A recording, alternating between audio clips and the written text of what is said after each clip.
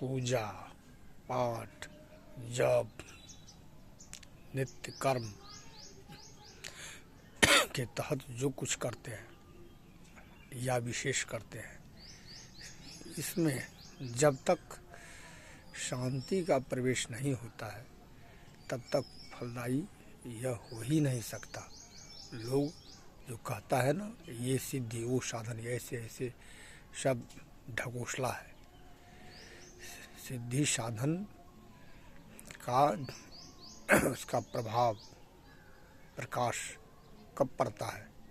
जब मनुष्य निस्वार्थी बन जाता है। जब तक उसके गुण स्वार्थी बना रहता है तब तक वह ऐसी सिद्धि साधन का जो है सो उपभोक्ता हो ही नहीं सकता है।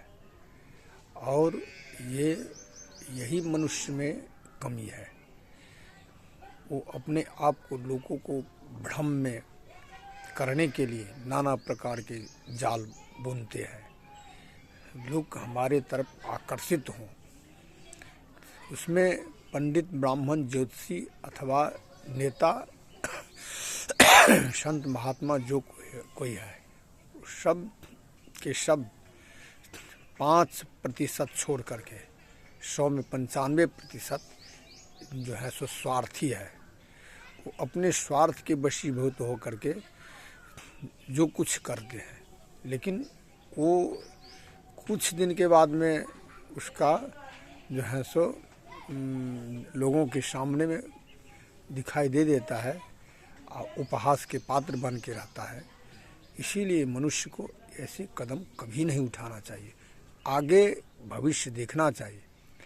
जो आगे हम जो कर्म कर रहे हैं उसका भविष्य में क्या फल निकलेगा। असली बात यह है, जब ज्योतिष का ज्ञान होगा तब न वो देख पाएगा जो कर्म करते हैं इसका फल क्या होगा।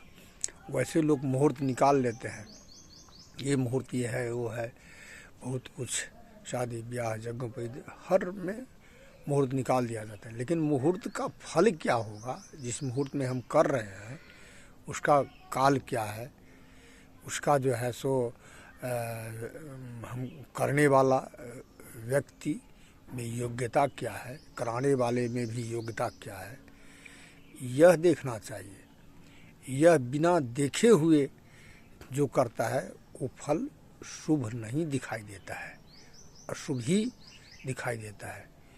लेकिन लोगों के मस्तिष्क जो भ्रम में पड़ गया है, वही लोग यही कहता है, चलिए कोई बात नहीं है, ऐसे ही है, जब जो जैसा हो जाए वैसा ही करना चाहिए, ये सब कुछ नहीं है, चलिए जो होता है होने दीजिए। लेकिन आगे क्या होने वाला है उसको ज्ञान नहीं रहता है। यदि वो ज्ञान हो जाए तो बाद में पश्चाताप के सिवा और कुछ नहीं रहता है। जैसे सरसज्जा पर भीष्म को पश्चाताप हुआ, हम किस राह से चले आए, ये बहुत गलत राह था। द्रोणाचार्य को भी ज्ञान हो आया, जो हम जिस राह से आए वो राह ठीक नहीं था, गलत था।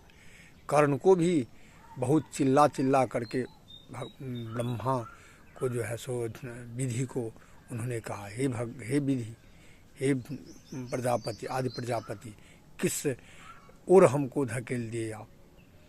तो मनुष्य को जब तक ये स्वार्थ रहता है तो स्वार्थ ही अहंकार को पैदा करता है, तब तक यह कुछ देखने नहीं देता है। अब हम अपनी वाणी को विराम दे। बोलो नारायण भगवान की जय।